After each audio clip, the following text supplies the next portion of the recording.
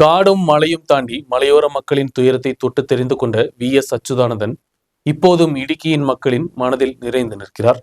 கோட்டயம் மாவட்டத்தின் பாகமாக இருந்த இடுக்கி மாவட்டத்தில் 1958 நடைபெற்ற இடைத்தேர்தல் முதல் பலமுறை இடுக்கி மண்ணின் பாகமாக நின்று VS செயல்பட்டு வந்துள்ளார்.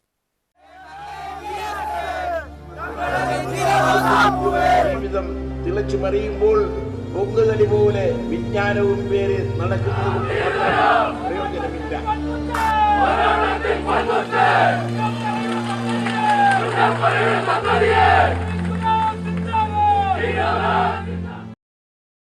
காடும் மலையும் ஆறும் தாண்டி மலையோர மக்களின் துயரத்தை தொட்டு தெரிந்து கொண்ட VS அச்சுதானந்தன் இப்போதும் இடுக்கியின் மக்களின் இதயத்தில் உள்ளார். காங்கிரஸ் ஆட்சியாளர்கள் மலையோர மக்களை குடியிறக்கி அமராவதியிலும் சுருளி கீரித்தோடும் செங்குளம் பகுதியிலும் அமர்த்திய போது விவசாய சங்க தலைவராக இருந்த VS ஓடி வந்தார். மாநில செயலாளராக இருந்த 1980, 82, 85, 88 காலகட்டங்களில் எத்தனையோ பிரச்சனைகளிலும் தேர்தல்களிலும் முகாம்களிலும் பங்கெடுத்துள்ளார். எதிர்க்கட்சி தலைவராக இருந்த 1991, 96, 2000 காலகட்டங்களில் இடுக்கியின் மக்களின் பிரச்சனைகளை சட்டமன்றத்திலும் பொது சமூகத்திலும் உயர்த்தி கொண்டு வந்துள்ளார். 2006 முதலமைச்சரான போதும் வளர்ச்சிகள் அதிகமாக நிறைவேற்றப்பட்டது. UDF ஆட்சியின் பின்துணையுடன் அரங்கேறிய பணம் கொள்ளை, சந்தன கடத்தல், கஞ்சா கடத்தல், சட்டவிரோத கையேற்றம் போன்றவர்களுக்கு எதிராகவும் VS போராடியுள்ளார். சூரியநெல்லி பாலியல் பலாத்கார வழக்கில் போராட்டம் நடத்தியுள்ளார். அதற்காக மறையூர், மதிக்கட்டான், வாகமன், கொட்டாக்கும்பூர் மலைகள் ஏறி இறங்கியுள்ளார். 2 மாநிலங்களின் பிரச்சனையான முல்லை பெரியார் பிரச்சனையிலும் பலமுறை VS தலையிட்டுள்ளார். கேரளத்திற்கு பாதுகாப்பும் தமிழ்நாட்டிற்கு தண்ணீரும் என்ற அறிவிப்பில் உறுதியாக நின்றுள்ளார். நாடு முழுவதும் கவனிக்கப்பட்ட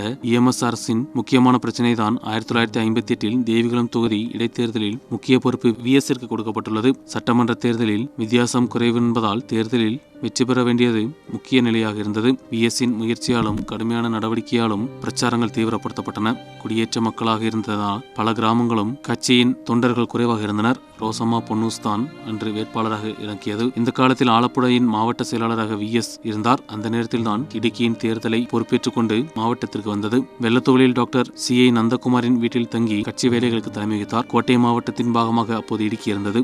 தேவிகுளம் தொகுதி, இன்றைய பீரிமேடு, உடுமஞ்சோலை, தேவிகுளம் தொகுதிகள் சேர்ந்துதான் தேர்தல் நடத்தப்பட்டது. பெரிய தொகுதி என்பதால் கட்சியின் வேலைகளை ஒன்றிணைத்து கட்சி தலைவர்களையும் ஒவ்வொரு தொகுதியிலும் நியமித்தார். சரியான நடவடிக்கையின் மூலம் ரோசம்மா பொன்னூசிற்கு வெற்றியும் கிடைத்தது. இதைத் தொடர்ந்து இடுக்கியில் கம்யூனிஸ்ட் கட்சி வளர்வதற்கும் முக்கிய பங்கு வகித்தார். நாட்டின் ஒவ்வொரு பகுதியிலும் கட்சி தொண்டர்களை பலப்படுத்துவதில் VS முக்கிய பங்கு வகித்தார். சம்பளம், போனஸ் போன்றவற்றை அதிகப்படுத்த வேண்டும் என்று வலியுறுத்தி மூணாறில் பெண் தோட்ட தொழிலாளிகள் நடத்திய பெண்கள் உரிமை போராட்டத்தில் VS வந்து அமர்ந்தது வரலாற்றில் இடம் பிடித்தது. 5000க்கும் மேற்பட்ட பெண் தொழிலாளிகளின் தலைமையில் 2015 ஆகஸ்ட் 5ஆம் தேதி தான் மூணார் டவுனின் அருகில் தேசிய நெடுஞ்சாலை ஓரத்தில் அமர்ந்து போராட்டம் நடத்தியது. தொழிற்சங்கங்களை பின்தள்ளி போராட்டத்தில் பெண்கள் ஈடுபட்டனர். கம்பெனிகள் வாக்குறுதி அளித்த போனஸும் சம்பளமும் அதிகப்படுத்துவதற்காக போராட்டத்திற்கிடையே பலமுறை பேச்சுவார்த்தைகள் நடத்திய போதும் இதற்கு தீர்வு காணும் வரை போராட்டங்கள் பல வாரங்கள் தொடர்ந்தது. தொழிலாளி வரலாற்றில் இடம் பிடித்த போராட்டத்திற்கிடையே 2015 செப்டம்பர் 13ஆம் தேதி VS மூணார் வந்துள்ளார். அன்று மற்ற அரசியல் கட்சி தலைவர்களை போராட்டம் நடத்தியவர்கள் பின்தள்ளிய போதும் VS போராட்ட பந்தலில் அமர்த்தி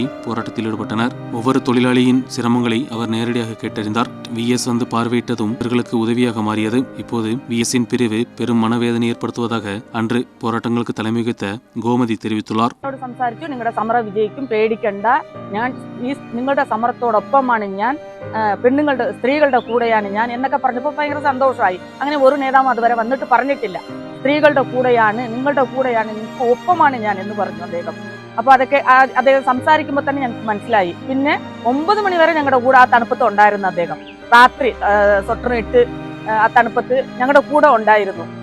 അതൊക്കെ മറക്കാൻ പറ്റാത്ത ഒരു ഇതാണ്.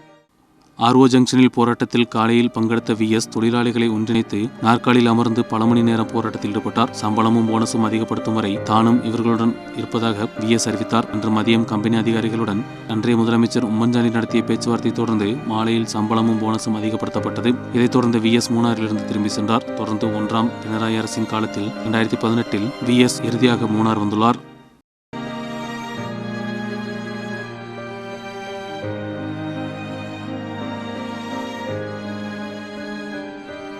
News desk Medianet.